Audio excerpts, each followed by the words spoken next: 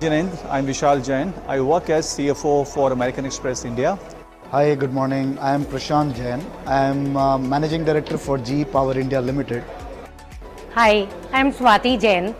I'm currently Vice President Analytics at EXL Service. Hi, I'm Piyush Doshi, currently working as a director with Fairing Capital, which is a private equity firm. Jai Hind everybody. My name is Nipun Jain. I am President Taxation for Indiabuzz Group. Hi, I'm Sonam. I'm a clinical nutritionist. Hi, my name is Varun Jain. As of now, I'm working as an account director with LinkedIn.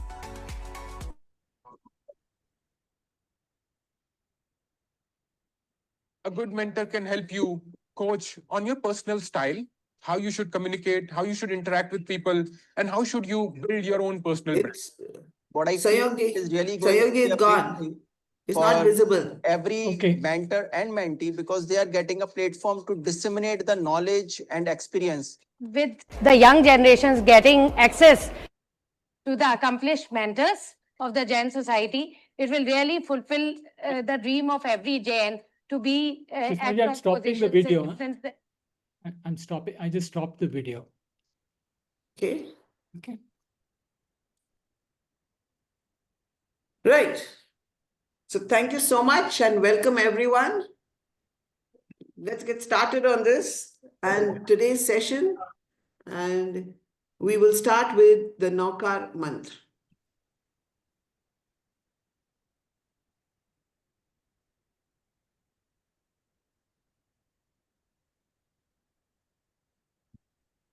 One second.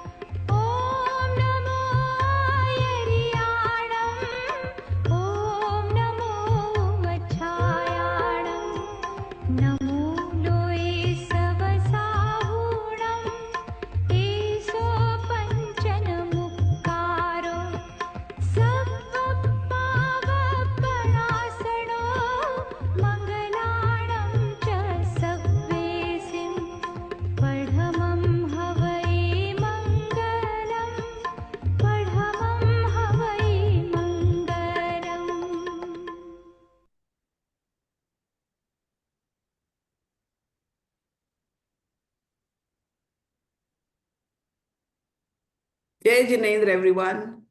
Welcome to today's session, Level Up series, number 16, on the 15th of June.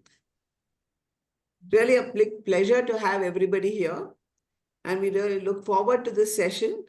So session is all about networking, careers, and the importance of networking in your career using LinkedIn beyond what we normally use, really learning how to use LinkedIn fantastically.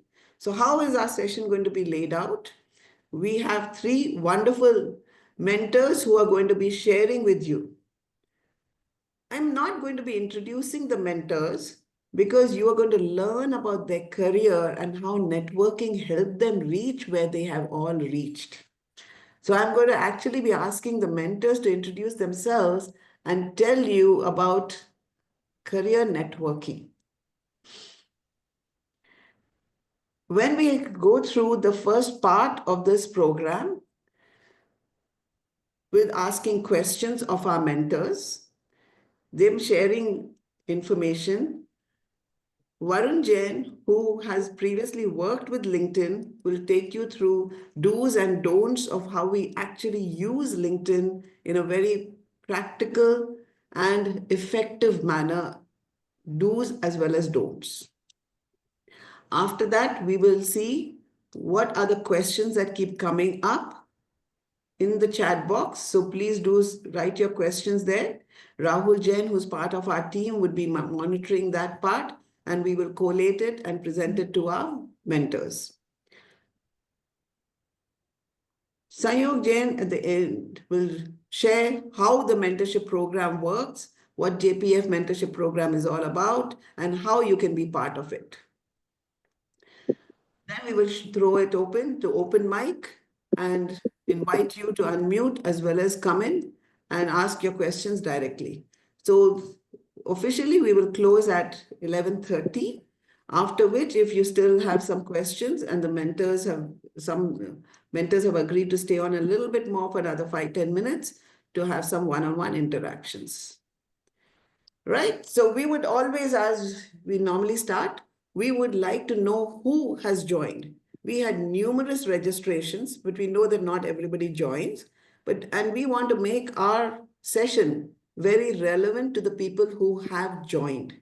So we'd like to know who you are. And for that, we request you to please answer a poll, just 4 questions, giving us a little bit of the background so we can cater the content to your needs and not keep it generic. So here's the poll. I'm launching it right now. It takes just about a few seconds to answer. A little bit of personal information, and it helps us. Here it is. Do answer this poll.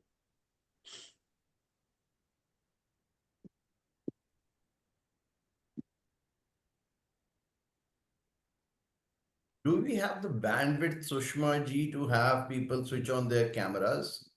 We do. Yeah. It will be lovely, as Himanshu ji, our mentor, has said. If you come on camera, we would really appreciate it. Because otherwise, it'll be like we are speaking to a group of black boxes with names in that, and becomes very impersonal, if I may use the word. Yes, absolutely agree with you. Thank you for bringing that up. Yeah. Thank you for those who have switched on their cameras. Others, if you're able to, we really appreciate it. It's a small group. Let's make it, really interactive from that angle.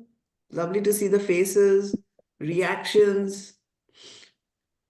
Okay. So request everybody to share. Answer the poll. I'm just going to keep it for another 10 seconds. If you can just quickly answer it, it helps us customize the content to the needs of the people who have logged in on a Sunday morning to attend this.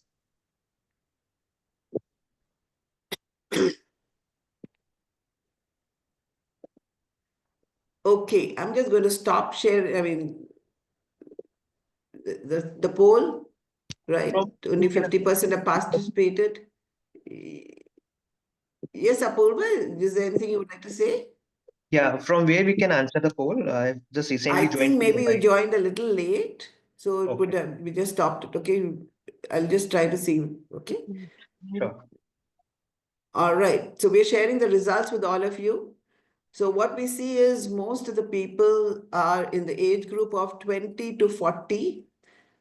This is like a nice spread. Actually, we've got a very nice spread here today, like almost 20%, but 25 to 30 years is what we have as the winner here, in a way, if I want to call it that. Self-employed and salaried, again, 40%, and not working, not currently working, is 20%. Most of the people are from the maximum number of the IT sector, finance and HR is second, other is there, and CS, CPS, only 10%. Okay, how familiar are you? 40% say they know about LinkedIn but use it occasionally. Familiar and use it every day, about 30%. Regular, 20%, and have an account but rarely use it. There are people, 10% of the people have said that. So thank you so much, everyone, for sharing all this. And we take it forward from here, getting into the program. So our first mentor who I would like to invite would be Himanshu Jain. He's based out of Gurgaon. And Himanshu, the question for you would be, when we talk about networking, right? And I'm sure you have used networking because I know you. And let's talk about first, what really is career networking? Is it the same as just getting to know people, जो हमारे family groups, and things like that? Or how would you define career networking?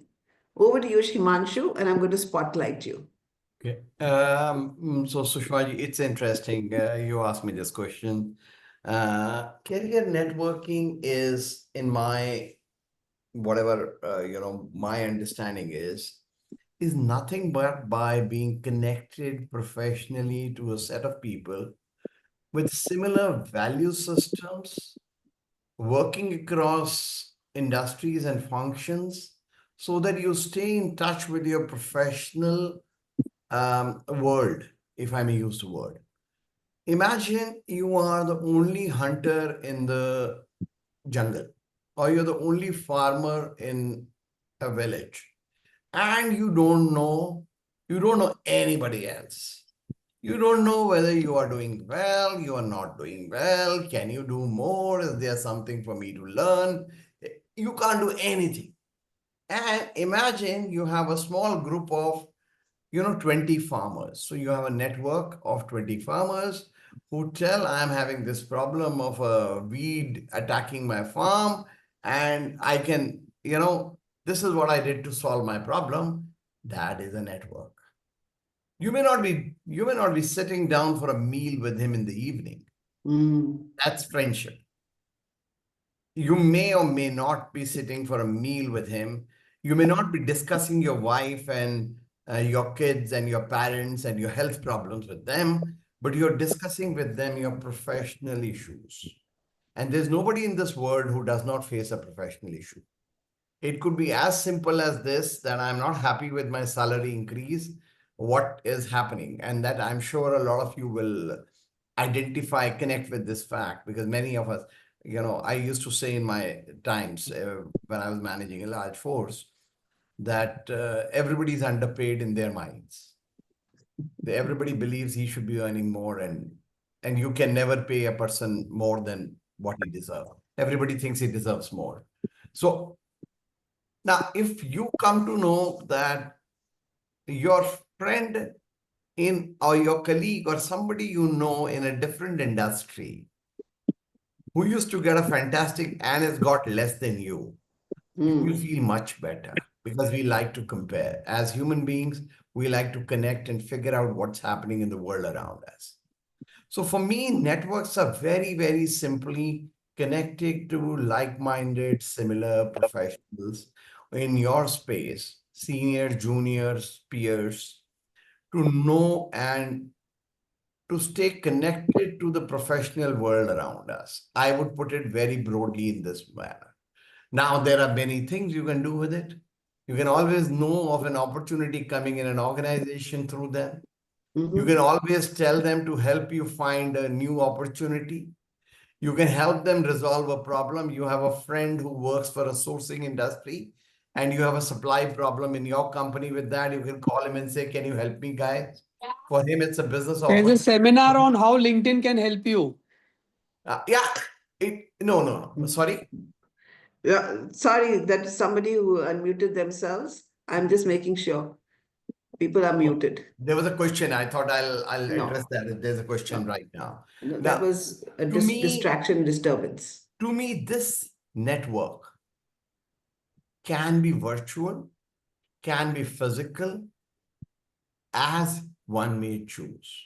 And for me, in my time, the network used to be mental and basically physical, because LinkedIn did not exist in those times. LinkedIn is a much later phenomenon.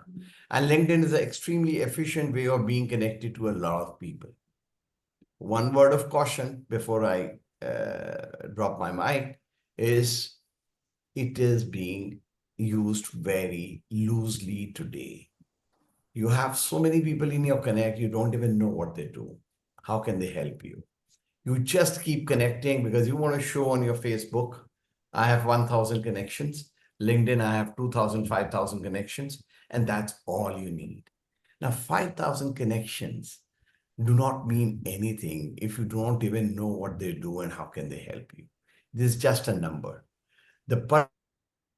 Only if you have relevant number of, or you have people with whom you have some connection. you can place them, you can ask them. You can't really have 5,000 people, know all of them, and feel great about I have a great LinkedIn network. A network is one which teaches you from where whom you learn something. And network is not just a number around you that, it's like a political rally. You pay the people and they come in a rally and you say, I did a rally of 2 lakh people. Now, whether 2 lakh people are voters or they're just a crowd filling the rally. So that's a choice you have. I'm sure Varun will talk much more about it. I shut up for now, Sushma, so that, if you need my intervention, you told in the beginning, keep it short. So I'm trying to keep it short. So thank you. Thank you so much. And we will come back to your career, which you've not shared yet, but we will come back to that.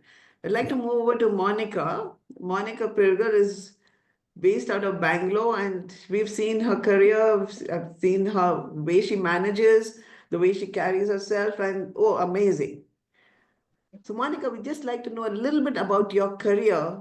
And I know that you have used LinkedIn also very judiciously. We just heard Himanshu talk about it. It's not the number of people in your LinkedIn profile, but when you're.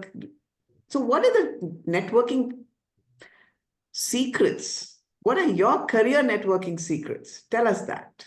Sure. Thanks. Thank you, Sushma ji. Such a pleasure to be on this panel this morning. Thanks, audience, for dialing in on a Sunday morning. Quick background about myself. I'm a lawyer and a company secretary by training. I did some legal roles for the first 20 years of my career. And then I realized that I had a flair to do something much larger and much bigger in terms of scope. So I put my hand up in the organization and then I switched to business roles. And where I am currently is I'm heading a consulting business where I get GCCs from other geographies to come and set up their businesses in India, and I'm the CEO of that business. I can definitely say that I take a lot of pride in the fact that I've not seen too many lawyers transition into business roles. When I move around in my network, it's either an ex-HR who's a CEO. Most typically it's a tech person, because the world now is driven by tech, whether it's ordering your food or having an app like a Zoom to do meetings. Everything is tech driven, so the flavor of the world is tech. So you will see a lot of CTOs being in the CEO seats.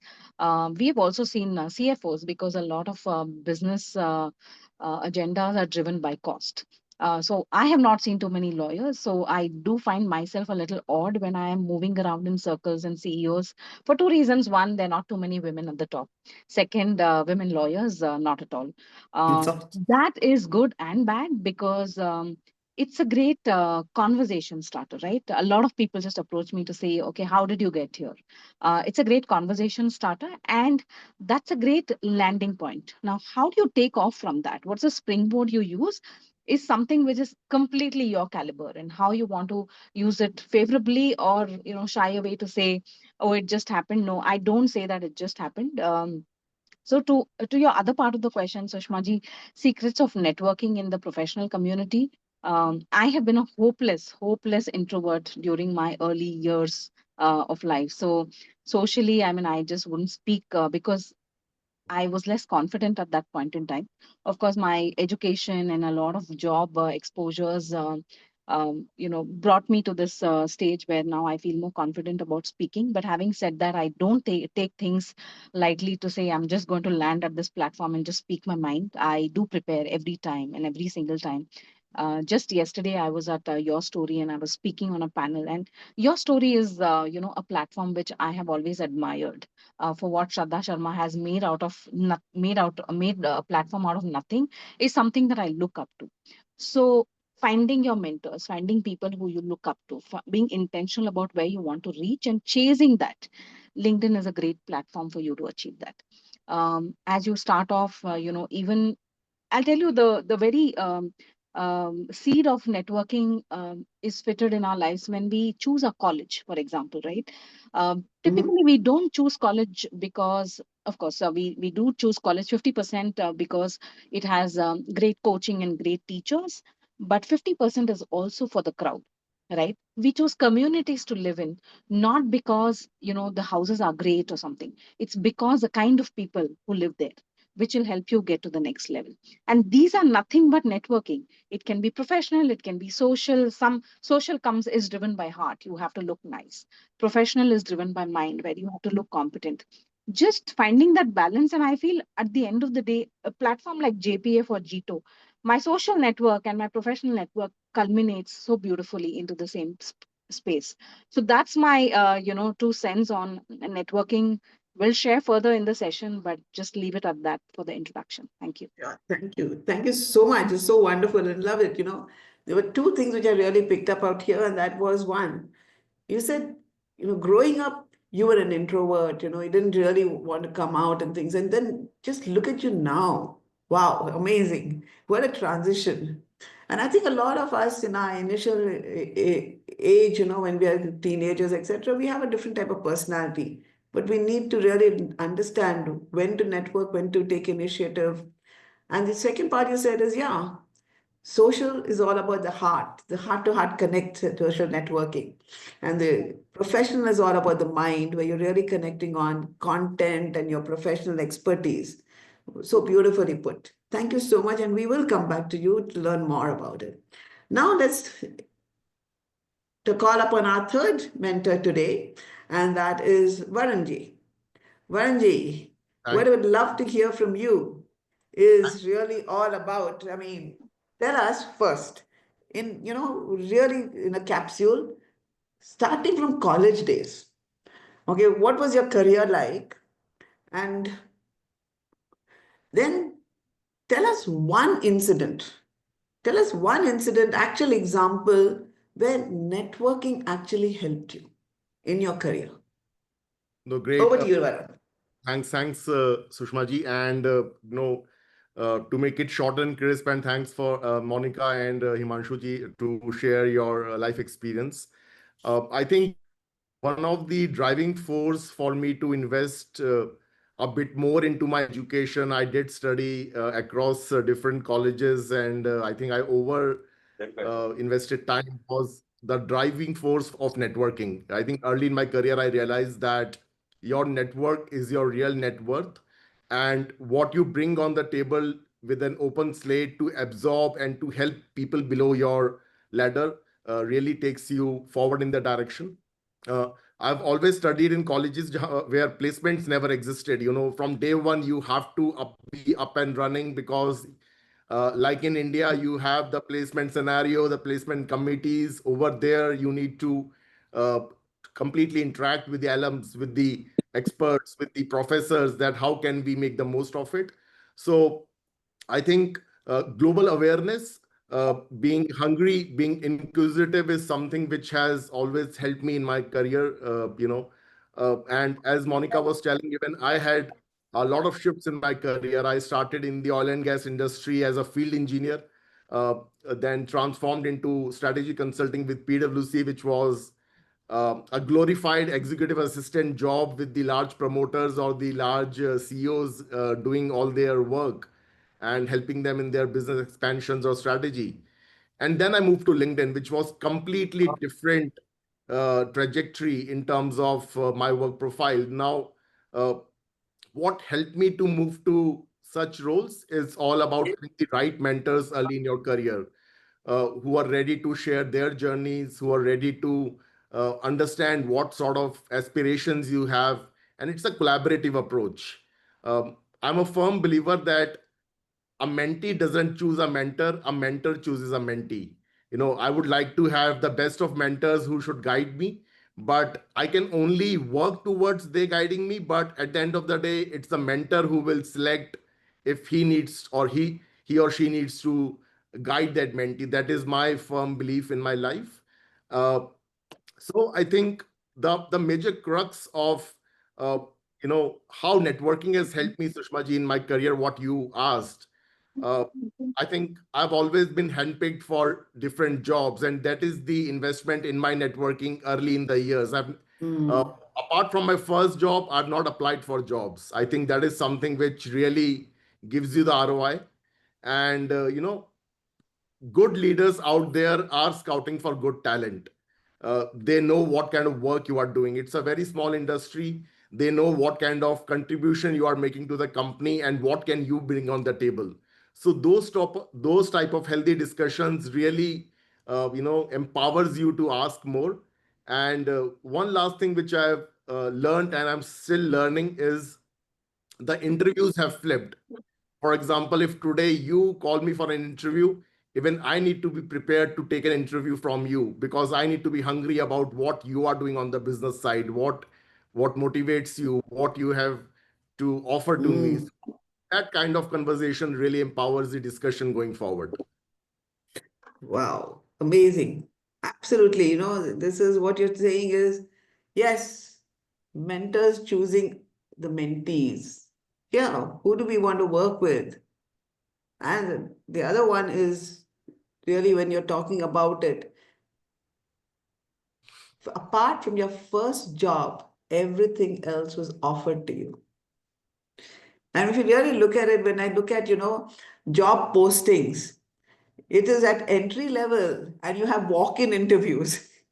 But as you go higher up in the corporate ladder and you're more and more successful in the corporate arena, yeah, you'll never see, I've never seen a thing where they say we want a CEO, looking for a CEO. It's all through networks and it's being offered where people choose and say, oh yeah, this is the type of person we want.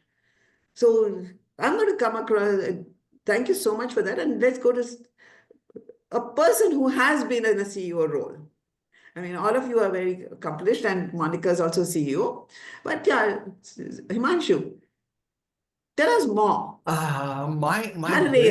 Yes, tell us more about all the CEO business. Everybody wants to be there. I'm a little dated, Sushma, because, I started my life and career in 87. Many of the kids were not born that time. And there was no LinkedIn at all. So you had the classic way of looking for a job, first through campus and then look for advertisements and, connections and figure it out. Now, one of the positives and not so positive of networking and career change through networking is you go to associated sector. So what happens is you work with a boss. I work in my industry. He will leave the company, go to some other company in a somewhat related field. He can't go from, say, for example, IT solutions to FMCG sales. Not easy, very not common. So he'll go to that industry and at some point in time, he would say, would you like to join me? And that's kind of network playing field. But when you're trying to make changes, which are really radical, the way is very different. Like I think Monica ji, she's gone through that. Being a legal force in her own right with an international US company. I know you used to work for Loe. Yeah. And from that into a GCC enabling company as CEO is a very big transition. And I don't know the story. You can share your story. That happens by possibly through pure executive search or through maybe a lucky network connection. It does help. The point I'm trying to make here is that networks help you move in associated adjacent spaces. It doesn't help you move through. And see, once again, networks it's in a way like friendships. When you think what this friend is going to give me, I want to make friendship with him, it never works. Because the friend is also looking for a selfish interest. You're also looking for a selfish interest. And then the selfishness takes away the content. If you're just connected and land on a problem, he's more willing to help. So my strong advice to everybody is get into networks with a genuine intent to seek and help. Seek help and go not just for job change. Now, job change it can be a very good outcome of knowing people, but it cannot be the objective of networking. And I get a lot of connections, people, not so many now. I'm in a different industry now. But earlier, who will just want a job? Now, when you get out of the blue intent to connect, and then the next thing the person says, I want a job, sir, please help me with a job. All I can do is, I would always send them to HR to evaluate. But a lot of people will not even do that. That becomes very impersonal. That's as good as applying. The only benefit is you have applied to somebody who has made sure it goes to HR and it is looked at and not ignored. That's the only thing you are able to achieve. My story, if you ask me in terms of network. We seem to have lost the connectivity. Yeah. He's frozen. Yeah. Himanshu ji? Himanshu ji, we lost you for a few seconds. Your story. Yeah. Again, we lost him. I think he's frozen again. I think, he's frozen again. Yeah, network is patchy. So there are different types of networking. Huh? One is people-to-people networking, and there's the other network like this. So see what happens when the network goes. Can you hear me now? Network goes, everything goes. Stand still. So how do we make sure our networks are smooth, huh, Himanshu? Can you hear me now? Yes, Himanshu. We're just talking about the different types of networking. Yeah. One is the electronic networking, and the other is people-to-people networking. This is much more a life-supporting network. If you just get disconnected, you feel you're dead. It's that significant. The most significant career change I had was a result of a network. And I'll give you that example. Sure. I used to work with Unilever. And I left them to join ExxonMobil because I was in the chemicals business. Unilever had sold the chemicals business. I didn't want to exist in that. So I moved to ExxonMobil. Now, ExxonMobil was into chemicals, less specialty, more commodity chemicals. And so when I was there, I was not having fun. I was not feeling that I'm adding enough value. Now, I can't complain about the name of the organization. I can't complain about the salary, about the travel conditions, living conditions. Everything was fine. Just that I was feeling I'm not growing professionally. And so that was kind of haunting me within. And I'm talking, this is in the year, I think 2002 sometime. And when I worked in Unilever, in a rather distant business, there was a gentleman who used to head that business, and I met him a few times in a meeting. You know, when you go to present to your director, and he's also presenting, he was a colleague in a way, and a very senior colleague. And I met him at the Delhi airport by chance, and it was a 5-minute meeting. And he asked me, Himanshu, how are you? How are you doing? And how's Exxon? I said, not much fun, Bala. I'm okay. I'm good, but I'm not having fun doing what I'm doing. Let me know if you're interested to join me. Wow. And I said, what is it? He said, no, we are looking for a food and beverage person. I'll have somebody reach out to you and figure it out if you're interested. And by the end of the day, I had an email with there's a job description. In about 10 days time, I had an interview scheduled in Bombay. I flew from Calcutta to Bombay, and I had an offer in hand the next day.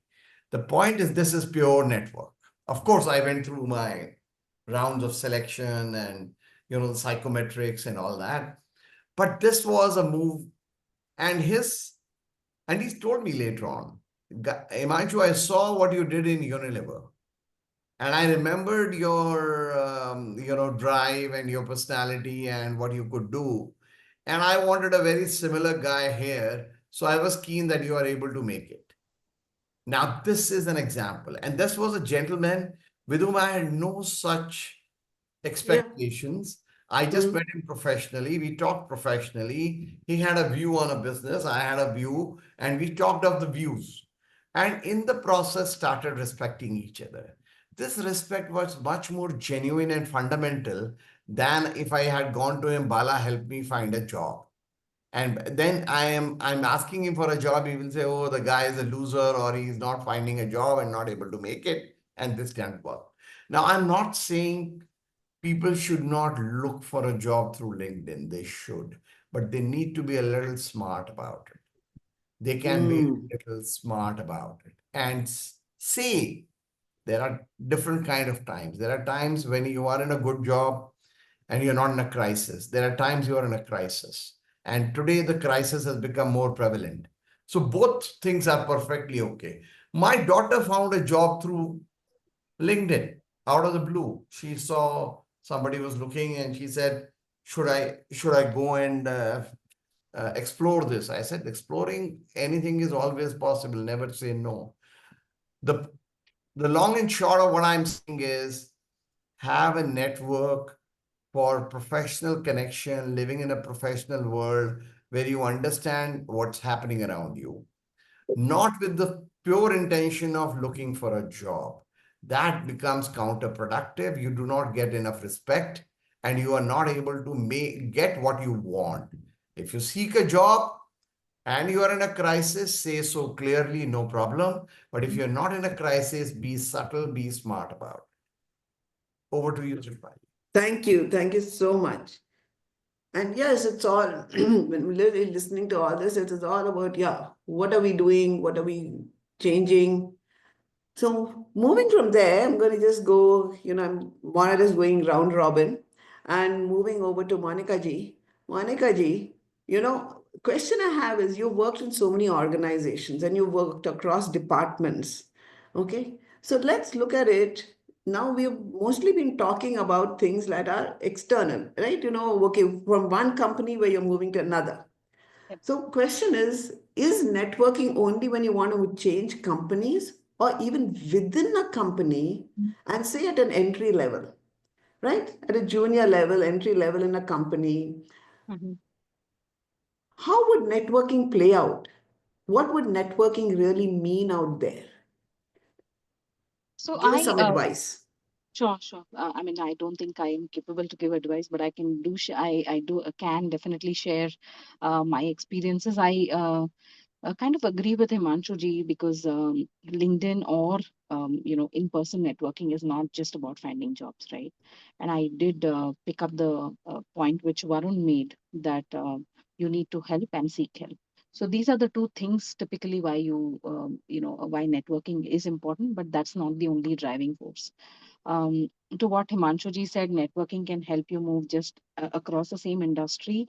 The way I have crafted my career and if it helps some audience here today is today I have hired a marketing head who used to work with me 20 years back in my first job, and I've just been in touch with her. Right, our industries are not same. In fact, when I started my first job, she was my senior, and now she's going to report into me. So one is, being bold to say I can hire a senior person to report into me, and that person also accepting you. So showing up as a leader. Networking helps you do all of that, and it's building block by block, day by day.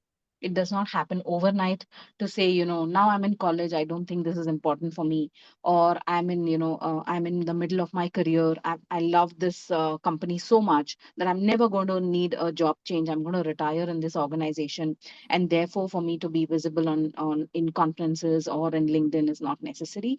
I think that's a very narrow way of looking at things, because one is you don't know uh, how things can pan out in the near future. And there's one classic thing that I always believe in. When I heard it, it kind of stuck with me, and I want to pass it on to the audience today. Is it's not about what you know, what is the competency, right? A lot of people may know a lot of things. A person can be so brilliant in technology, can be a great lawyer, but the thing is, it's not just about what you know, it's about who you know. And as you scale up in your career, this sentence becomes so much more relevant.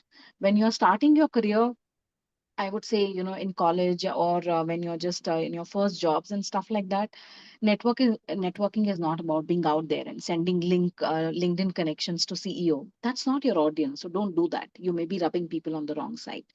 Making sure that in college you know everyone, you're talking to everyone, and everybody knows you, because you don't know which paths they are going to take and how it's going to kind of come together. It can come together not necessarily to get a beneficial role for you, or to land you in the right job, or to bring you business. It could also be you can make, like, friends for life out of those people. So just staying in touch is one way of doing it. Even as juniors, making sure that in the organization that you are, which is a small pool that you're working with, at least make sure that because you have access to that pool, you're talking to everyone, you're networking with everyone, you're helping whenever they need help, and you're reaching out when you need help. The example that I just gave when I started off, the marketing person, right? I'm a lawyer. I didn't have to talk to the marketing person. Like my roles don't, it does not overlap at all because their world is different, mine is different. But just knowing each other, and there could be many other opportunities, especially if the people here are from corporates. There are a lot of networks and clubs and all of those things which are formed, which is typically what happens in college as well. That's a great way for you to work with people who are not from your streams, and then also building network paths or network lines outside your industry as well. So making sure that the finance person, marketing person, and when they land somewhere else, they make those connections. um, for example, next week I'm receiving a women leadership award, and that came only because someone from talent acquisition in my two companies back worked with me, and then he's seen me grow and he told that I should be nominated. So it all comes together, right? So when you're doing the Right. right thing in the right network, you're building your personal brand. And that personal brand, you're also building your network, which can land you jobs, which can find you talent, which can find you jobs, which can, it's a big world which opens up when you're talking to people, because it's not about just seeing a JD and saying, does this person checks the boxes? Many a times, and more often than not, in senior positions as you grow, um, you kind of moving in the right circles, and somebody knowing you becomes as important as what you know, right? And that's something that you have to kind of constantly chase. Be intentional about it. I wouldn't say that I was lucky to land in a job which was across domains or stuff like that. I would also say that a part of it was also by design.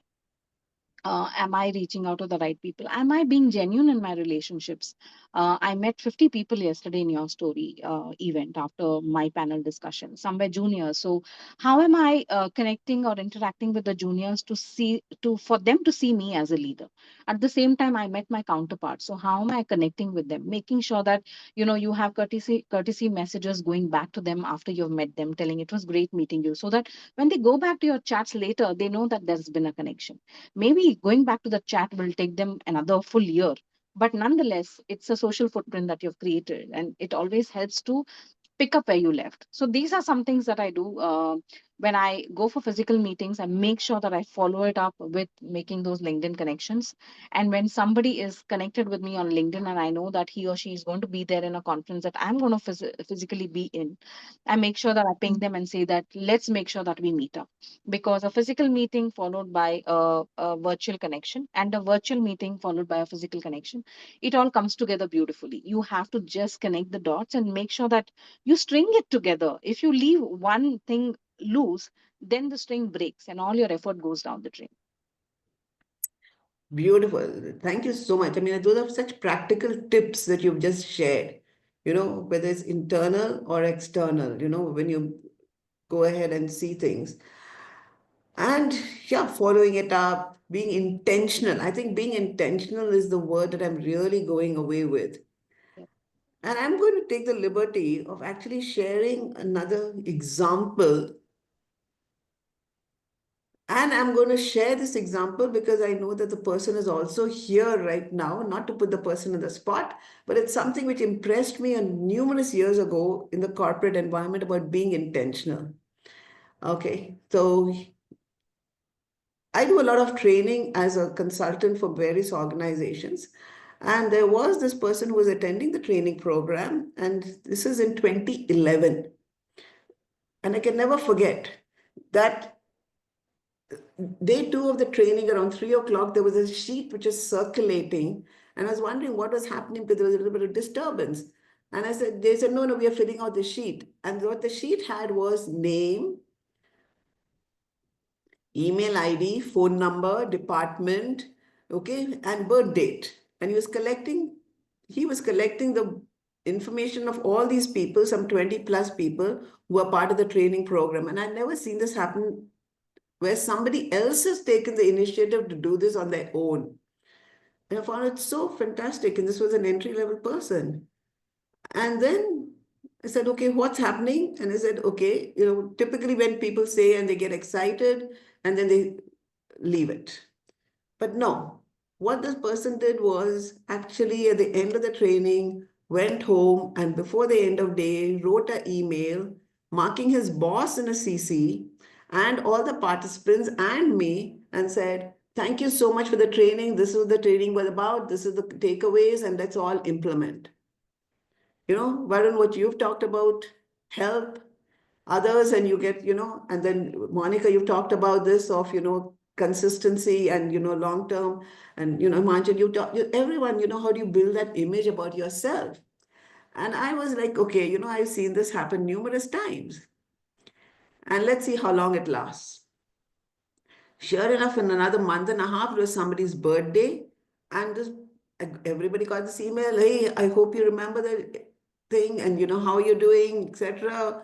And so-and-so's birthday and it continued for 2 years. And I was amazed because that is that person's personality. And that person happens to be here. I don't know whether he remembers it or not, but I do. And he's part of our core team, Rahul Jain, who is now at a VP level with ICICI Bank Securities. So from an entry level to VP level in 14 years, it's really a journey of a wonderful career with so many intentions and networking and how you've used the power of networking internally as well as externally.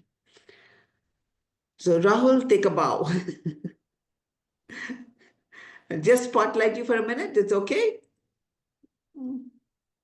Did you remember this incident, Rahul?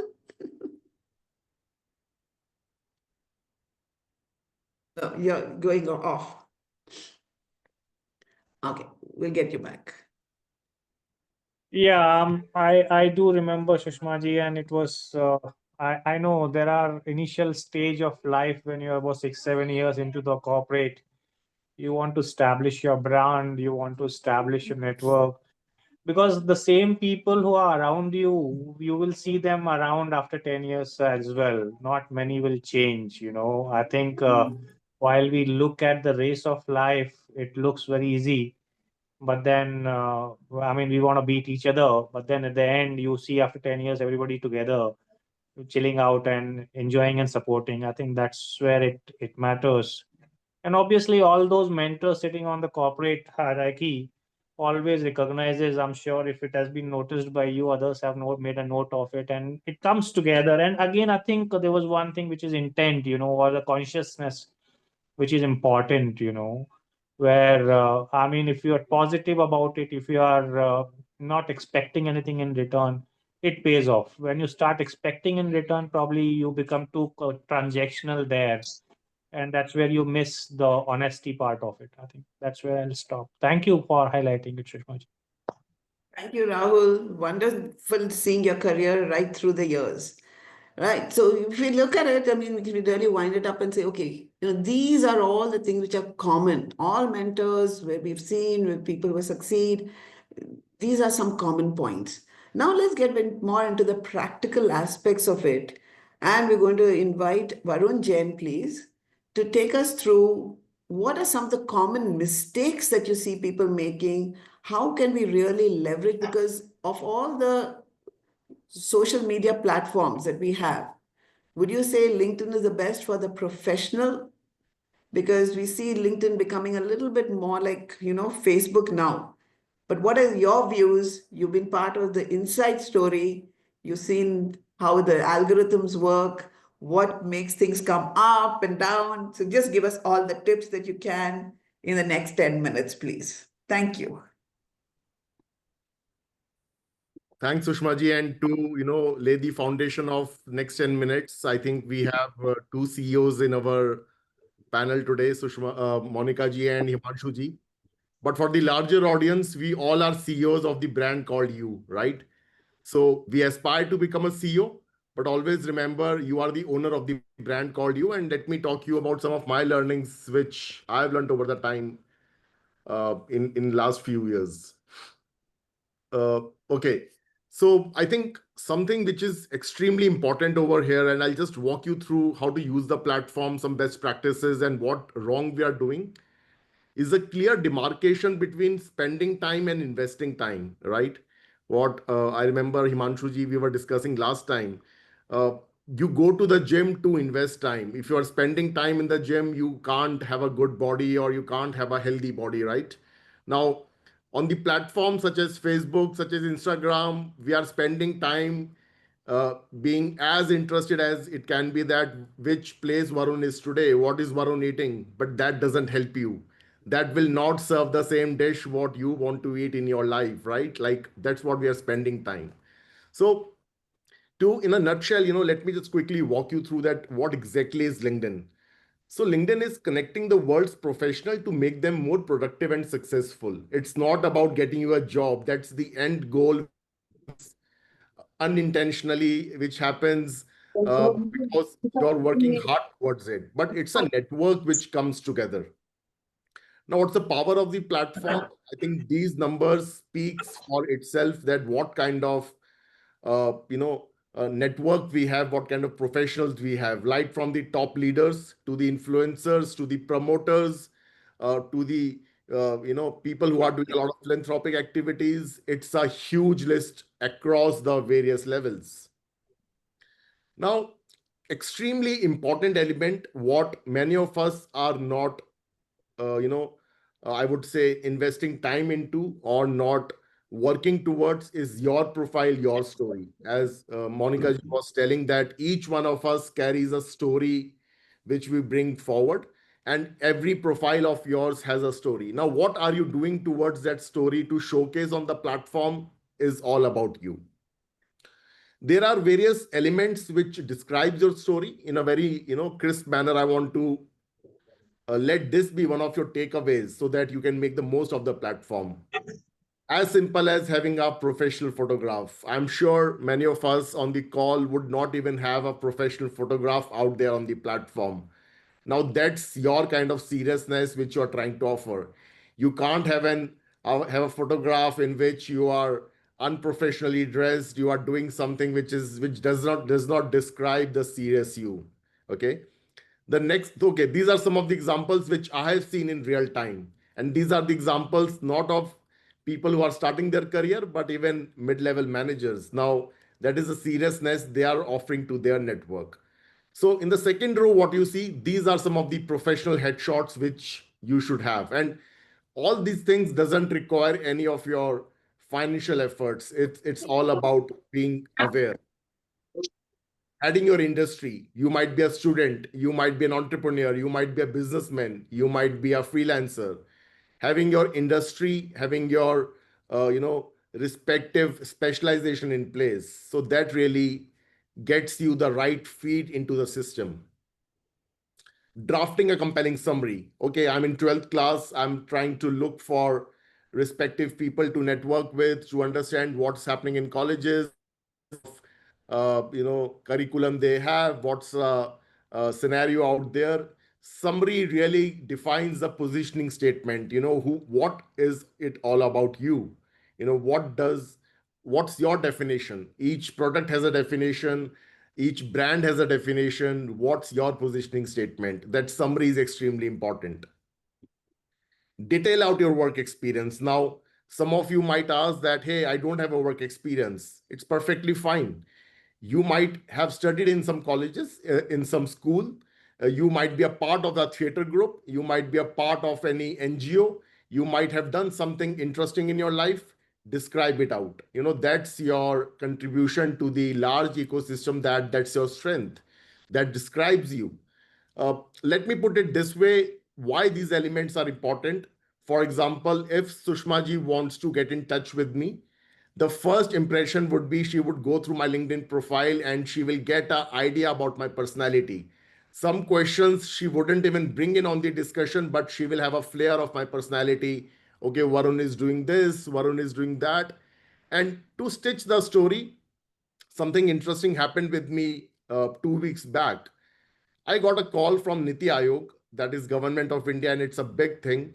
They have been noticing my journey in last 4 years. In last 4 years, I went across 60 colleges both locally and globally, IIT, IIMs, London Business School, many other colleges. And I have never charged from any college in giving my services in empowering the youth. Now, Niti Aayog invited me to be a part of their mentorship panel for 1 year to empower, to work on the government initiatives. So eyes are on you, eyeballs are on you. It depends what you want to make out of your career.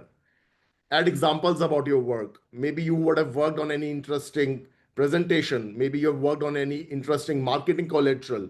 Something interesting which does not have any confidentiality clause. Highlight it on the platform. Highlight it that, okay, this defines you. This is your work. Maybe any article you wrote, any thought leadership document you done. Add volunteer experience, something which top leaders out there are really interested in, really fascinated about, is what are you doing by giving back to the society. Thanks to the post-COVID world, sympathy, empathy, how compassionate you are as a person really defines the holistic you. Now, that is something I would really encourage the young talent to be a part of certain NGO in your best capacity to give back. It can be anything which defines you, which you are passionate about. So that is something which really, differentiates you from the larger audience. Next step, I think adding skills. You might have some skills. You might be good at Excel. You might be good at Microsoft presentations. You might be good at singing. You might be good at dancing. Add skills and get yourself endorsed from people who can vouch for you. That is something in which you stitch a story that, okay, I'm good at this and these people can vouch for me. So imagine if there is a student of first year who's good at singing and he reaches out to me that, Varun, you know that I've been singing for long. Can you vouch for me? Now his credibility increases. And if I'm able to offer my credibility in attaching myself to him, it's a win-win story for both the parties. Last thing, this was my career goal when I started my journey, when I entered into my MBA college, because before that, I was just trying to figure out my journey. My first aim was that by the time I graduate from this MBA college, it was in Spain, I Business School, one of the top business schools in the world, is to get a recommendation from the dean of the college. That was actually a very, I would say, unrealistic aim which I had, but I started working. It took me 1 year to create that visibility, to work hard, to create an impact for the college, to give back to my college, because I knew that that's my end goal, which will stay with me as a digital footprint throughout my life. Never burn your bridges. Whenever you work in organizations, politics happen. You might be not happy, as Himanshu ji was telling. You might not be enjoying, but never burn bridges. Always try and get good recommendations from the bosses you worked with, from the peers, from the people who can vouch for your traits. That will always go long way. And that defines your personality. In short, after you have done the first initial steps about creating your story, the next step is your thought leadership, your voice on LinkedIn. Because on LinkedIn, it is extremely important to share content, share content of which you are confident about, you feel good about.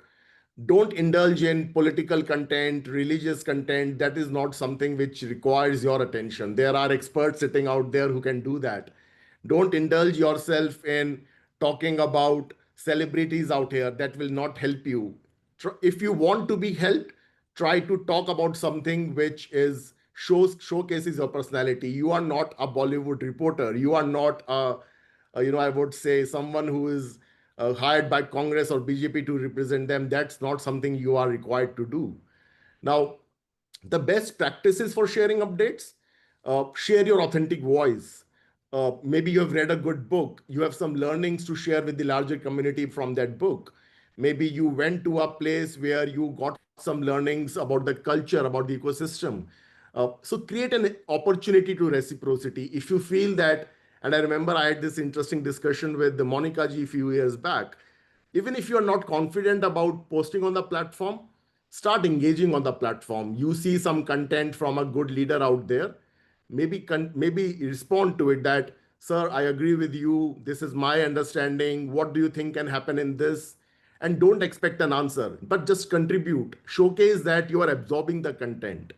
If you see, Himanshu ji in a panel discussion on LinkedIn a week back, maybe reach out to him and say that, hey, I heard your panel discussion virtually. I think this was an interesting point you made, or this is the point you made, which I'm more inquisitive about. How do you think can this be done? That's the kind of investment you do in each other's career. It's not about job. It's about showcasing that you care. You are trying to learn. You are hungry. You are foolish. That's the kind of softer traits which you send out. So these are some of the best practices which really differentiates you from the larger audience. Share consistently, join a conversation, use relevant hashtags, and mention people. Mention some of the learnings that you have taken from the large group of people you have known over the time. That really helps you. Something interesting which I really wish to give away for the young talent, because I know there are people who are trying to understand about their next career moves, and I will stitch it with my personal story. When I entered my MBA, apart from getting a recommendation from the dean, the second thing I did was I created an Excel with 20 companies which I dream about, which are culturally fit, which are progressive, which gives you a lot of empowerment. And I had my aim of networking around people in these 20 companies to understand what happens under the cover, what has been their journey, what will it take to prepare myself for these sort of companies, to culturally align myself. How can I better reach out to people? And these people can be anyone, from recruiters to mid-level managers to marketing people, because my hunger is to understand what is happening at Microsoft, what sort of talent Microsoft requires, how should I prepare myself. Now, those 20 companies, the Excel which I made from day one, really helped me to navigate the path going forward and understand how to prepare strategy, what sort of talent pool I need to interact with, and how can I carve out my journey to take it forward. So follow companies. On LinkedIn, if you follow companies, you get to know what are the latest updates, where are they investing, what are the strategic projects they are working on. Now, if they understand they are working on AI project, Himanshu ji is leading that project, reach out to Himanshu ji that, hey, I noticed that Microsoft is investing hugely on this project. This is something of an area of interest. Will you be able to guide me for 15 minutes whenever you are available, just to make me understand what this project is about? Believe me or not, when you ask such kind of queries to people, people do come out and answer, because they feel that you are noticing them, you are interested, you are passionate. Gain insights, follow influencers. There are many big influencers on the platform who are contributing content. Follow them, understand, elevate yourself, elevate your brand, elevate the person called you. That's extremely important. And the list is huge. This is some of the snapshot of people from different industries who are influencers, but it's a huge list out there who are coming from all the domains of life. Something extremely important, when you reach out on personal emails to people, make it personal. Try and see that, do you have anything common? Are there any common points which can be elaborated? Keep it short. It should not be a thesis which you're writing out. No one has time to read those long stories. Be creative. Something which can really initiate the interest out there, because imagine you have to be differentiated and be professional. Always be respectful, be full of gratitude, be professional, and be thankful, because over here someone is trying. This is something extremely close to me, extremely personal to me, and extremely defines whatever I've learned, and would be my request for the larger audience. Many people ask that, hey, what is the difference between two platforms? On Facebook, on Instagram, you're spending time. all you get is information about friends, about their personal interest, entertainment, entertainment, entertainment. But on LinkedIn, you invest time. And when you invest time, you are looking for the larger ROI, which you would get in the, later in your life. Like, for example, Monica ji approaching someone 20 years down the line to lead the marketing vertical. Now, that is how the investment in relationships have happened over the years. She was noticing that person, she knew the career graph. Maybe both of them would be in touch somewhere or the other. Maybe even if you're not in touch, suppose you realize that Varun got elevated in a job, reach out a personal message that, hey, Varun, I've been noticing your journey, some great work, stay connected, all the best. How much does it take to appreciate people? Nothing, but there is a social footprint which you have left, which brings a smile to the other person's face. On the professional angle, the industry news you get on the platform, uh, it's not all about networking, but keeping yourself appraised of what's happening, peer insights, expert advice, and you're investing on the brand called you. That is extremely important, which I would like to cover. But yeah, in a nutshell, something interesting which I believe in is the illiterate of the 21st century will not be those who can't read and write, but those who cannot learn, unlearn, and relearn is something which defines the power of networking or the hunger to be a better version of yourself. Thank you, Monica ji. Thank you so much. Thank you so much, Varunji. And, this is wonderful. And I will come back to you with the rapid fire questions, you and Himanshu ji. Monica, I know, is got limited time with us. So we'd love to have from you your parting advice and thoughts on this. And then we let you go and we continue our session. Monica ji, over to you to give your parting shot. Yeah, like I said, it's not about what you know, it's about who you know. And if I were to sum it up, it's about being intentional, not looking at, getting a particular benefit out of it, but continuing to do it block by block, day by day on a consistent basis. So be intentional about it.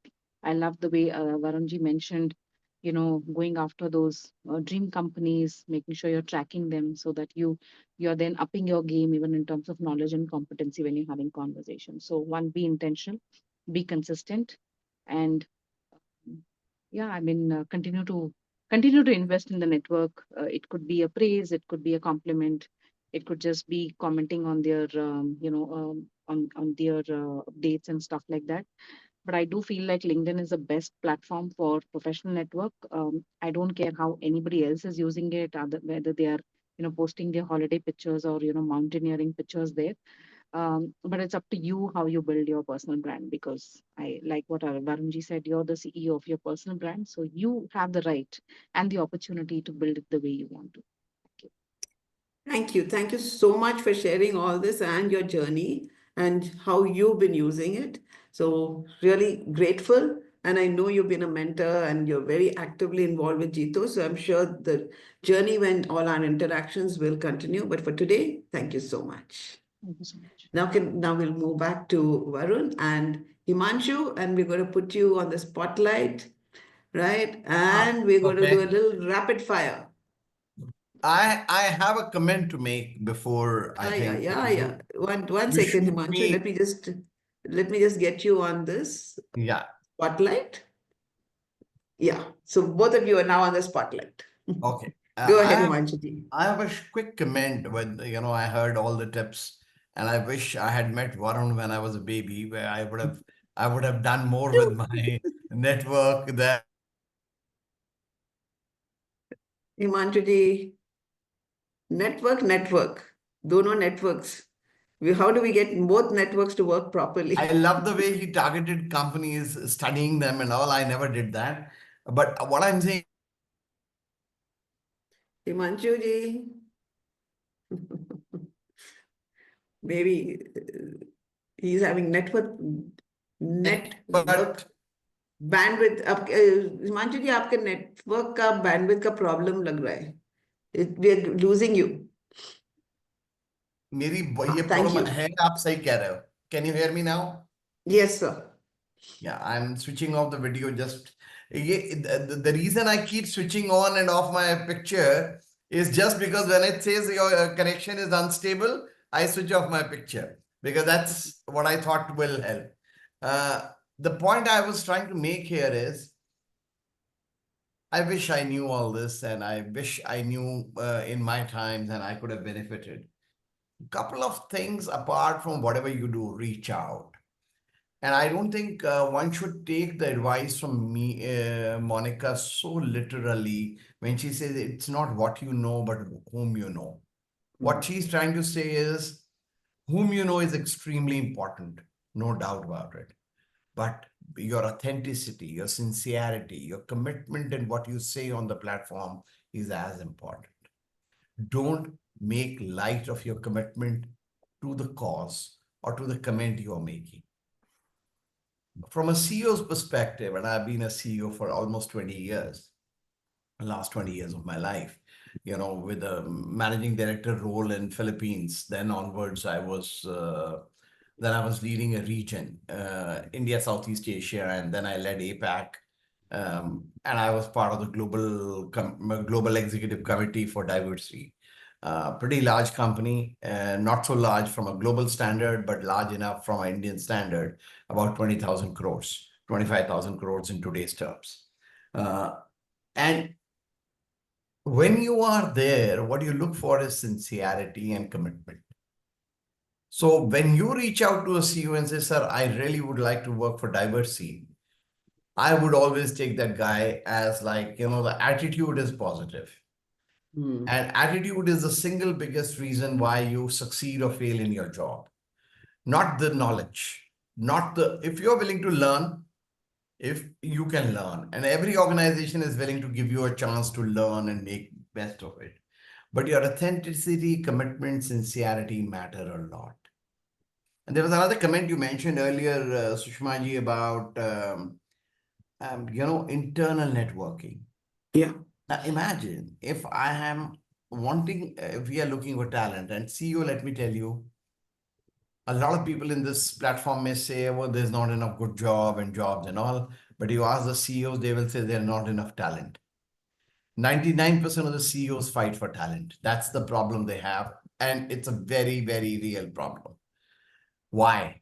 Because they don't find the people with the right attitude or with the skills, but not the attitude, with the attitude, but not the skills, or not interested. So it's a matchmaking effort. And if you believe you can be a good fit in an organization, reach out to the person, I'm sure they will look at you seriously.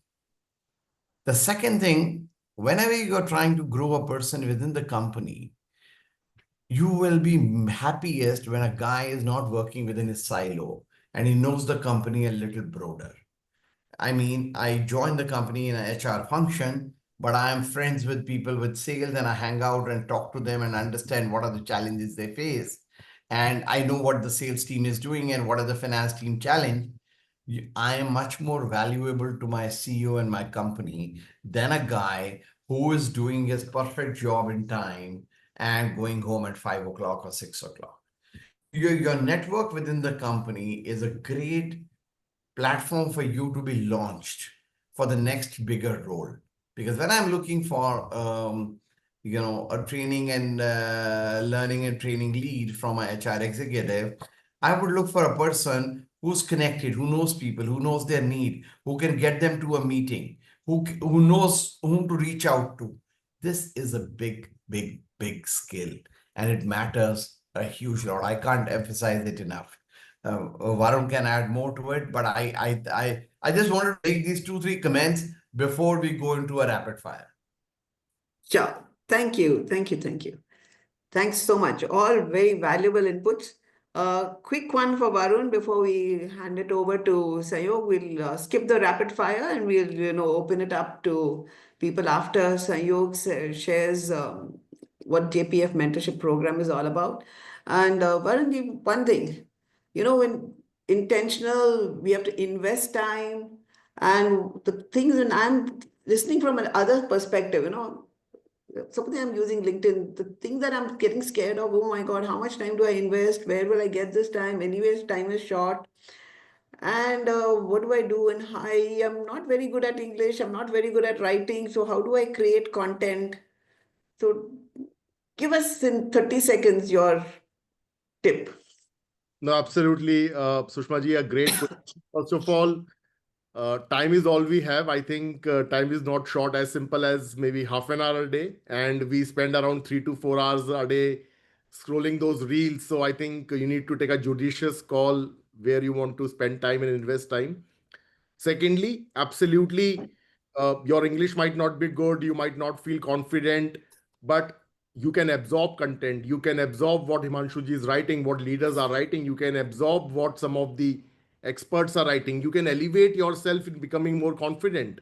And I think how you can become more confident when you know about topics, when you know about what companies are doing, when you can have knowledge about being a part in the discussion. So I think the choice is yours, what you want to make out of your career.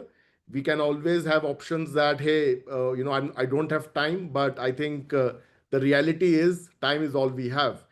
And the third important thing is that be active on the platform. Most of the people I interact with, they have an account. They will only open it once they want to apply for a job. It's not a job portal. It's not Naukri.com. It's not any other job portal out there. It's a pure networking platform. And your network is your real net worth. Now, depends, do you want to invest time to build that real net worth or not? I think I'll leave it up to you. Thank you. So I'm just going to make something here because I also want to make sure, like, you said, and Himanshu ji has also said, we shouldn't go away with some misconceptions and misunderstanding. So even though we're talking a lot about LinkedIn, LinkedIn is not the only way to network. You could be joining certain professional forums where you meet people in person. I mean, Monica just also shared about that, right? And she says, oh, I met, your story, or I went here, in-person sessions or your little professional forums, start being part of, contributing, join a managing committee, plan an event. Then people get to know you. And when people get to know you and they understand whether it's English or whether it is Hindi or whatever local language also, there is a certain respect that gets built. And when that respect gets built, then people really approach you. And I think that's also very important. I have a small tip which, I want to give, especially for the young talent. I know we are working in a virtual environment. Companies have allowed you to work out of your comfort zones at your homes, different locations. Put it in an effort to go to the office if you're allowed. That's your effort in doing physical networking. Try to be visible, try to interact with people out there, try to work with people from different departments. Now that's your investment. Now you may say that I need to go to office, I need to travel, I need to spend time. Choice is yours. You need to weigh out, but there will be n number of options to come out of your comfort zone, and that's the minimum you can do. Yeah. So thank you for those tips. And I'm just going to take both of you off the spotlight and bring you back on a little later. So when we're looking at it, whatever tips we've shared, I think are equally applicable whether you're in a professional salaried job, whether you're running your own company, or whether you're running your own little solopreneur, entrepreneur type of a thing. I mean, it's just a question of us applying it and doing it. So, and we talked a lot about mentors and mentorship. All of you also talked about it. So, Sanyoji, over to you. And if we can make it a little brief, that would be really appreciated. Yes, thank you, Sushma ji. As I am beginning to, share my presentation, there is one very interesting question which is there on, on the chat, and maybe any one of our speakers, guests can answer that as I, put my presentation on the slider. Okay, so let me put the question while you're getting ready. Yeah. And the question is from Jain. And he says, when I post on LinkedIn, about attending events, learning or networking, I often worry that it may be misinterpreted by my company as me being disengaged or looking for another job. How do you handle this balance between professional visibility and internal perception? So over to you, Himanshu, Varun, keeping it brief, an answer. I can give my Sure. perspective. I can give my perspective, and I think Varun should start because he understands this platform much better than I do. Varun, why don't you go ahead and then I'll add to what you say. No, absolutely, Himanshuji. I think Adarsh, first of all, great question, and I personally feel that sharing your learnings from any of the events, any of the conferences or discussions you have attended doesn't showcases you are targeting any particular organization. It just showcases that what have you absorbed and what you could make out of it. In my personal understanding or in my professional journey so far, I don't feel or I'm not aware of that any organization would have any sort of apprehensions or limitations to it. And that's my 2 cents to it. Like, I think that is something which people do, and even organizations love that you are investing in elevating your career. But Himanshuji, your thoughts on it? No, and I completely agree with you, Varun. I don't see there's any challenge. The only challenge comes, it's to me, unless you are really being, you're clear, you've resigned and all, some of us put a thing called open to work. That's a bit of a red flag. If I'm working in a company and I believe could be seen because somebody would notice it and you will look like in not so great a shape. But I don't see any company feeling bad about if you're doing a professional discussion on the platform. In fact, if you ask me, in my life, I used to appreciate such people who are coming up with comments. And many times I would go when I notice it to go and comment and say thumbs up or agree or put a cautionary this thing whenever something like that came up.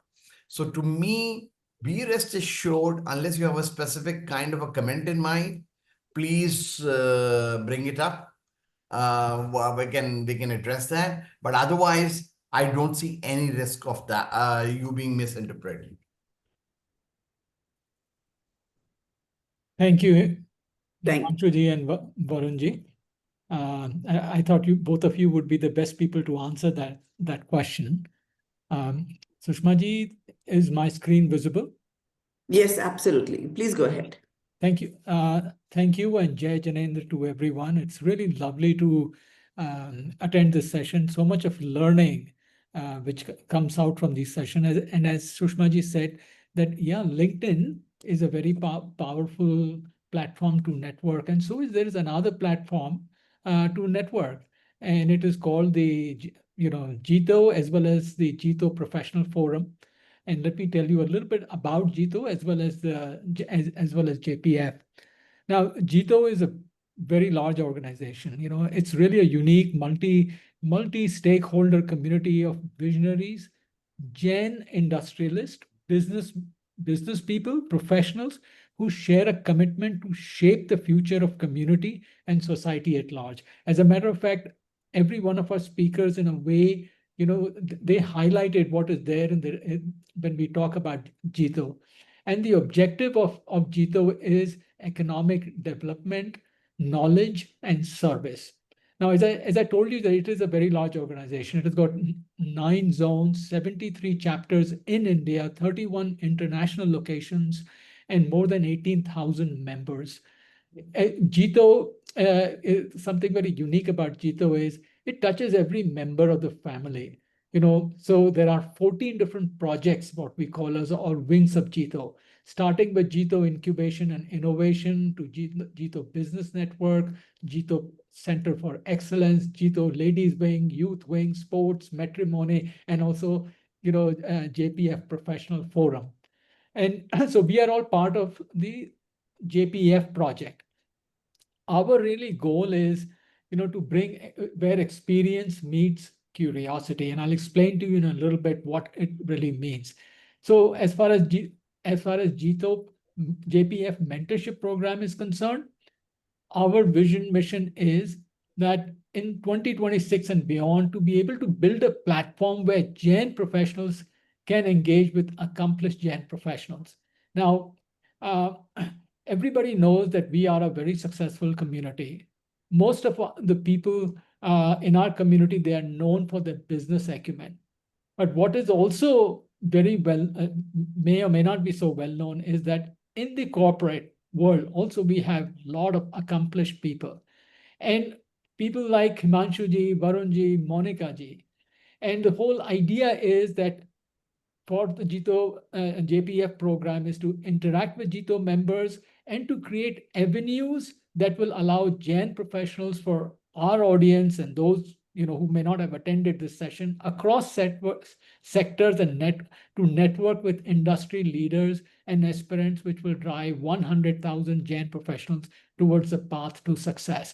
That is what our vision and mission is beyond 2026. And here is just a snapshot, and I'm not going to go into each row or column over here, but we have our mentors. They represent almost every sector of business, from banking and financial services to information technology consulting. There are 6 pages like this. And people like Monica Pirgal, and here I have Monica G's name right there.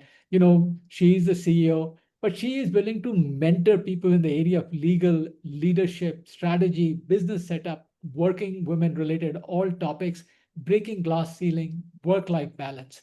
And similarly, when we will come to the page where Varunji and Himanshuji's names are highlighted, I'll tell you what are the areas that they are willing to offer their mentorship.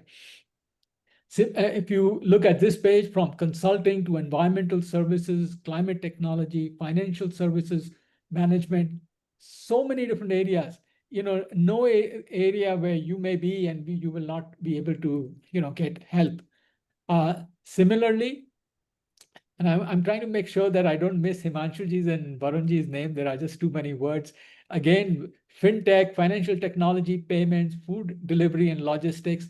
And all this information is also available in our WhatsApp group. So where you can not only look the industry, you can look at the name of a mentor and the areas of mentorship, but you can also apply for one-on-one mentorship with these people. And again, as we go further, government regulatory body to legal information technology and internet, look at the different industries and all the areas where our mentors, they help. And I'll give you a little bit of a secret in a few minutes over here. And there comes Himanshuji's name. His industries are industrial, consumer, and chemicals. And he's always willing to help. And his areas of mentorship are operations, procurement, product management, supply chain management. These are areas where he would like to mentor. I think I would like to change. You remember I had sent you a small note on changing there's some gap here, Sanyogji. For the people listening, I am more active on the leadership side. Yes, and thank you for bringing that up, and we'll make sure that we will update that for you. And similarly, when it comes to Varunji, SaaS and productivity software, that is the industry that he's representing right now. And he is open to mentoring people in career planning and transition, career progression, sales and marketing. Those are the areas in which he loves to mentor. So, the list goes on and on. There are 60 plus people who are there to, support our community people. Now, the JITO Professional Forum, it is, and I told you I'll give the secret to you in a second. It's a pro bono mentorship to anyone who is from the Jain community. And all you have to really do is to, apply. And the areas of mentoring, they are such a wide list, from leadership to international business, womanpreneur, entrepreneur, career transition, product management, etc., etc. How can you really participate? There are actually different platforms. And one of the platforms, we have what we call as a WhatsApp community. And we also have a JPF corporate executive close group. And I had posted the links that how you can become part of our WhatsApp community.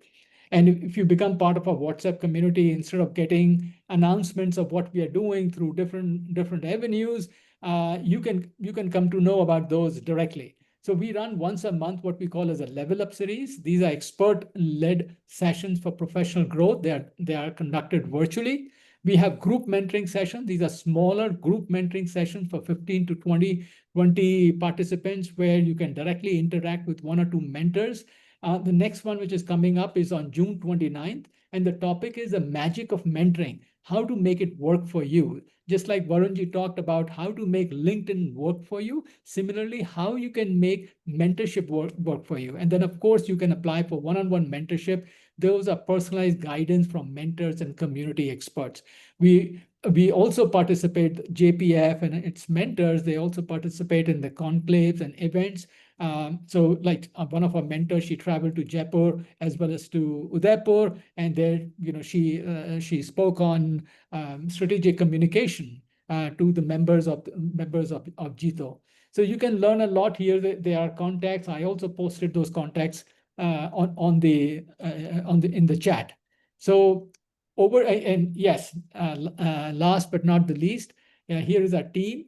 Kumar Palji, he's a JPF chairman. Manishji is a JPF director in charge. Our convener right now, he's traveling to, he's in US and he's meeting up all our mentors who are based out of US is Vishalji. You are hearing from Sushmaji. She is the moderator. Amolji is also in US. We have Neetu Setia. We have Rahulji. He was introduced by Sushmaji a few minutes ago.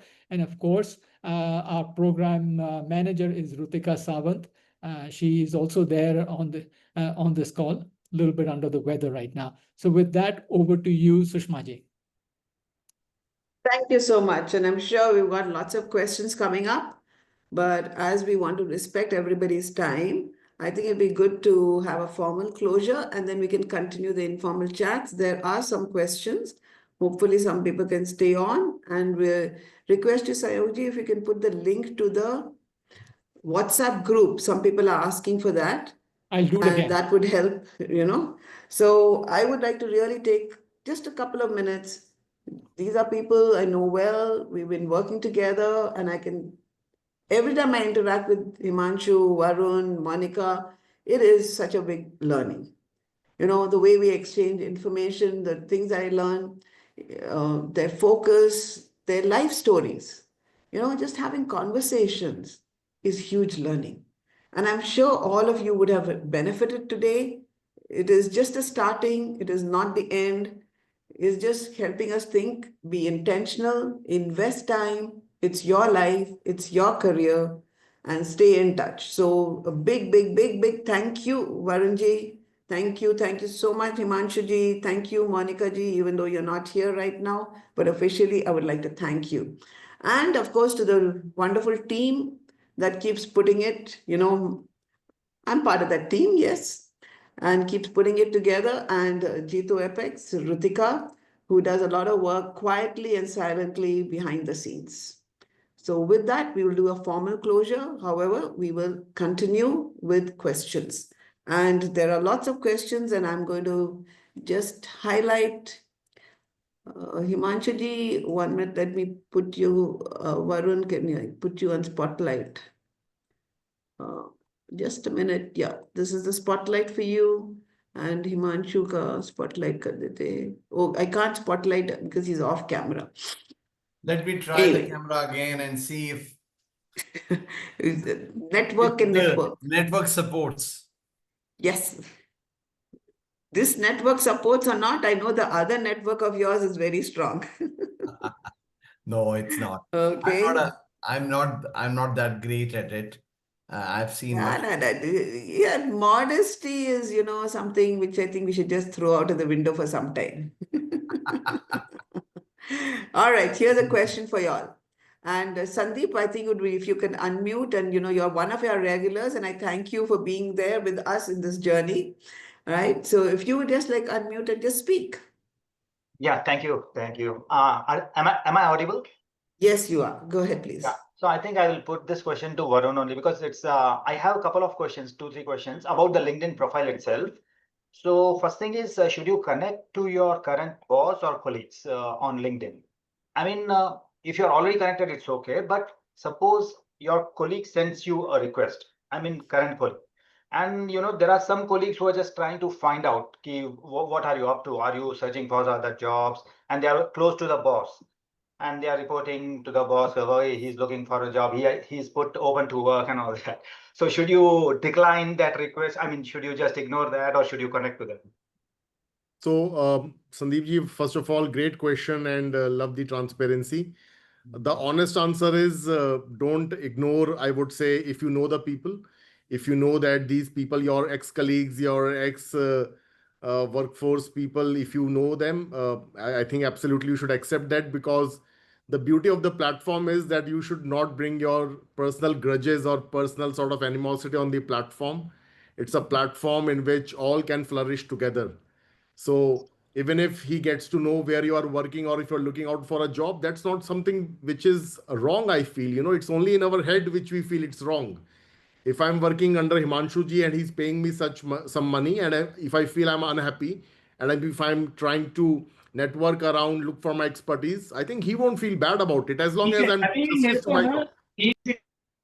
As long as I'm just doing justice to my job under his leadership, I'm spending those hours for which I'm getting paid. He will not care what I'm doing in the outside world, as long as it doesn't bring any bad name to the company. Thank you, Varaji. And one thing is about our LinkedIn profile. So should we have each and every experience right from the time we graduated? So let it be a 20-year experience. So in between we might have some period, 6 months, 1 year. We have short jobs and if you are leaving that thing, if you leave it, then I think LinkedIn is asking whether to put it as a career break or something. So should we have everything right from the time we graduated till your current job? Should we have everything mentioned there? So great question again, Sandeep ji. For the short answer is yes. If you remember whatever short roles you did, whatever experience, whatever roles and responsibilities, yes. But if you feel that you don't remember what you did 15 years back in a particular company, you can maybe collate two or three experiences and saying that, okay, a freelancing job from 15 to 20, and just summarize it. But the better version is if you can elaborate and if you know the crux, so that is always appreciated. I don't know, Varun, you can comment on it, but my quick take on this is you have to decide how to position your brand. It's you. Now, if those experiences add value to your experience and it makes you look good for a role, please do put them. If you think they were a distraction, they were under stress, I had to take them, I didn't have anything to do, don't put them. That's the principle I'll use. It's like saying you look at an advertisement of an apartment. They would say, what a fantastic lobby, great construction, very good location, 24, club and all that. They won't tell you there is a sewage treatment plant next to it. Yeah, so that smell will fill in. You don't need to say all that. Be transparent, but you don't have to over-inform people about areas which are not helping your cause. It's branding yourself. And in a brand, you have to smartly disguise things which pull you down and emphasize things which pull you up. I'm sorry, Varun, maybe a little different to what your view is, but I put it because end of the day, what I'm looking for, I'm not looking for a continuous continuity. Today, everybody understands if you had a career break. It's okay. Absolutely. Or if you don't want to emphasize the roles, just say, no, I was just doing something. I was helping my uncle. Or I was, self-employed for a period of 6 months or 1 year on my own. Write that and forget about it. So people will say, what was that self-employment? I had a break. I had to have a break. So, and if it's very old, nobody cares. And normally is the last 5 to 7 years experience, which is most relevant, maybe 15, up to 15. Beyond that, people don't care. But if you think that experience added value to you and it will give you a broader picture, please for sure mention it. Absolutely. Thank you. Varun, one last question. We keep getting many connection requests. I mean, they are in your domain, but we don't know them. I mean, there are some students, they are from some other companies. I mean, which connections should you accept and which one should you ignore? Great question again, Sandeep ji. And believe me, all the questions are for the very realistic and larger audience. Let me start from my personal story, and I think I can agree to Himanshu, thought leader out there. The number of connection requests which you receive, which does not have a personalized intention message to you, I personally don't even look at them, forget about accepting, because that's not how your system would operate. Secondly, I think only connect with people who you feel there can be a reciprocity, reciprocity of conversation. You can contribute something and he can contribute something to the network. It's not about the volume, which Himanshu ji mentioned in the starting. It's not about 5,000 people, 3,000 people. It's always quality over quantity. So I think one amazing tip which I want to give, which I've been following in my professional journey. Every week, I try to take out 1 hour to declutter my professional network, LinkedIn. I would have accepted some requests in initial years of my career who I am not in touch with. They are not contributing anything. I try to declutter every week just to make it more, just to make it blossom more and contribute more both ways. Thank you. Thank you. Thank you, Sandeep ji. Thank you, Varun and Himanshu ji. Great question, Sandeep ji. Yeah, so one quick question. It's a rapid fire. Paid versus non-paid version of LinkedIn. Varun, over to you. Okay. I would say go for paid version of LinkedIn. I don't get any dollar value for it. I don't get anything, but I feel that we as human beings, unless and until we pay for something, we don't feel the burnout of it. It's like going to the gym. It's like going to a library. It's like going to a university. It's a very small amount. It's less than the amount which we spend on one meal, one dinner, one lunch. But you get involved. You get some emails out of it. You get a badge of LinkedIn. It shows your seriousness for the platform. And I think if you are financially okay, if that is not something which brings a hole in your pocket, you should go for the paid version just to offer some seriousness to the larger network. Thank you. Thank you so much. And I think I'm going to invite Nishant. He had put a question in the chat box. And all those who are here, I think we can, Himanshu and Varun, can we stay for another 10 minutes? Because there seems to be a lot of interest here. Okay. Sure. So can we say a hard stop at 12? Hard stop at 12 is definite. Okay. Yeah, thank you so much. Thank you. Really generous of all of you. Yeah, Nishant, go ahead. Yes, so hi, I'm Nishant. I work at AI service company as a sales rep.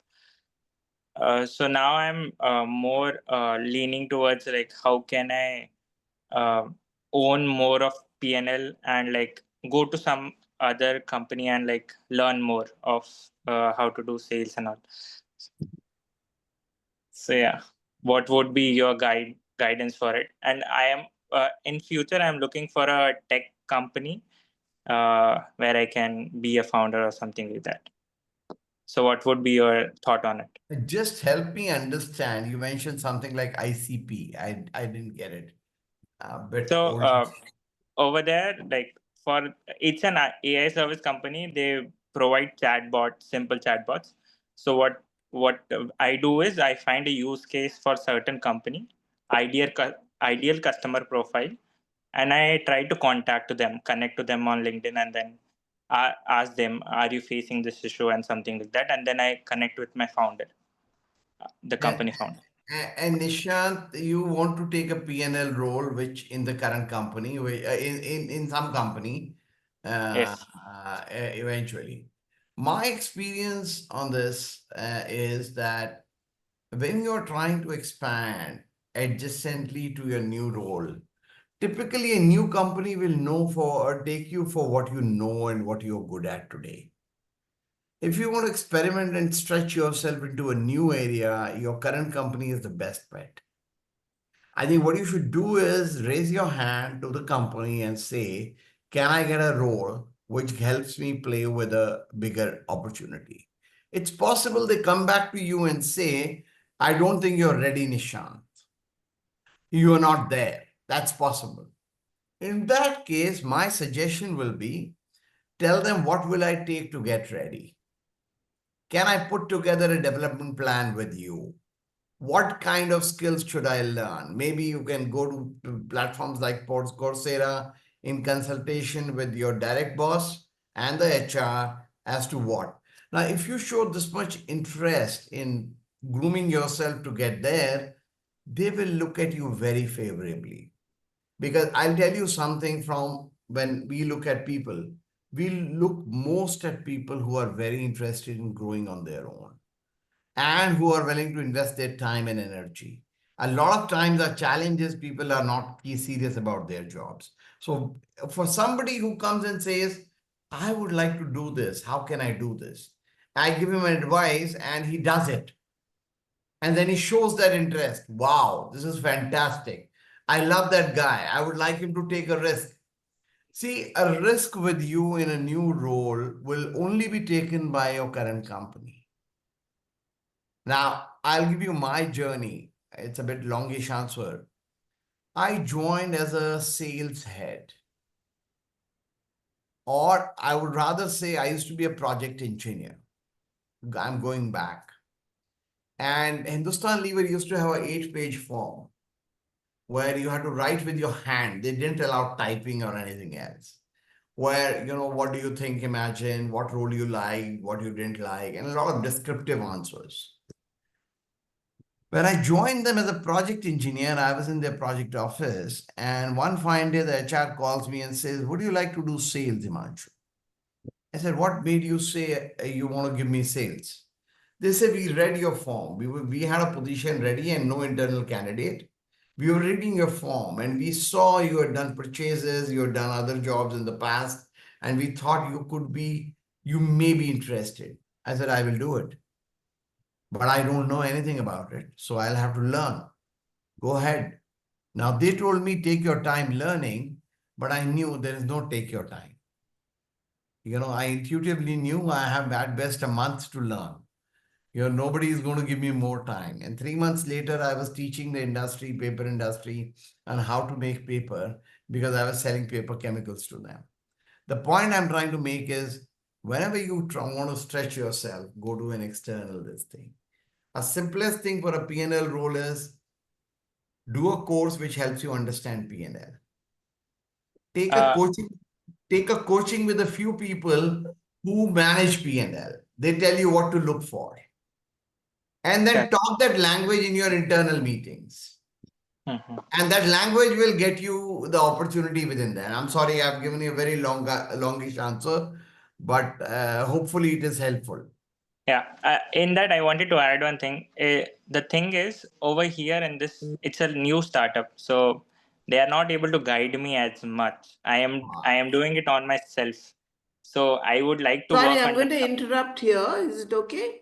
Nishant, we would love to keep this more generic. And if you have a very specific thing, we would suggest you sign up for the mentorship program where you can get the exclusive time and, you can actually discuss your personal issues with them. Would that be okay? Yeah, yes. Yeah, I think, we put the link in the mentorship, the chat box. Request you to please sign up for that, right? And let's utilize this for more generic questions. Thank you, but love your enthusiasm. Yeah, is there anyone else with another question? The form, it will come to us. We will link you to the right mentor. Okay? Right. Thank 100%. you. Thank you. Yeah. All right. Is there any more questions from anyone? Varun, I want to ask you one question. Like you told that you should highlight your work your current work on the LinkedIn. But see, sometimes we have some projects which are confidential, and so you need to take your permission from your current company to put some images or something like that. Or should we do that? Should you put your some pictures about your projects or the products or something? Some information might be confidential, right? No, absolutely, Sandeep. First of all, don't ever do anything which is confidential, which you're not allowed to. The intent is to give a summary of what exactly is your roles and responsibility in that company. For example, you might have won some award for the sales head of the year, or launching some product which is out in public that you can take pride in.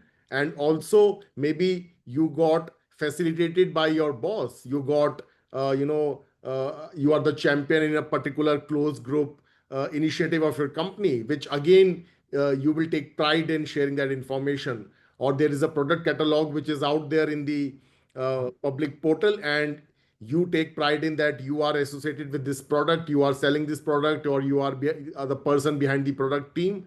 So these kind of things, which is a win-win situation for you and the company, you should be involved in.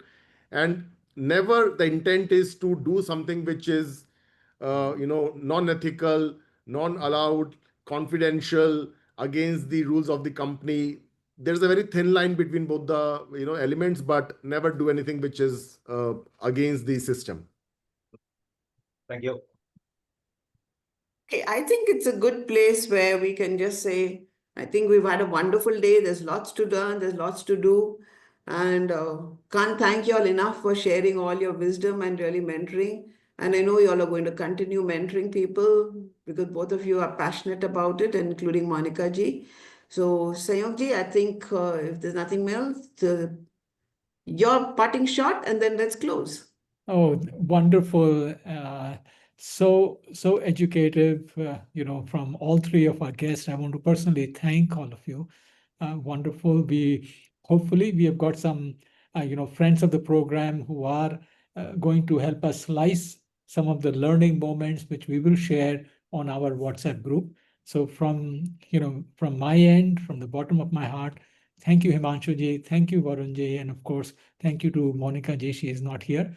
For everybody's information, we will be uploading the recording. It will take a couple of days on the YouTube. I have several times pasted the links where you can see the entire recording. Thanks so much. Thanks for the opportunity, Sayog ji and Sushma ji, because I think it's great to have an opportunity to talk to young, promising professionals wanting to make a difference in the world around us. And thanks Himanshu ji and Monica ji for making me a part of the panel discussion. Thanks Sayong ji, Sushma ji, and the entire JPF team. I think great opportunity to brush up our skills as well once we are trying to share some learnings and also know what's happening in the larger ecosystem. So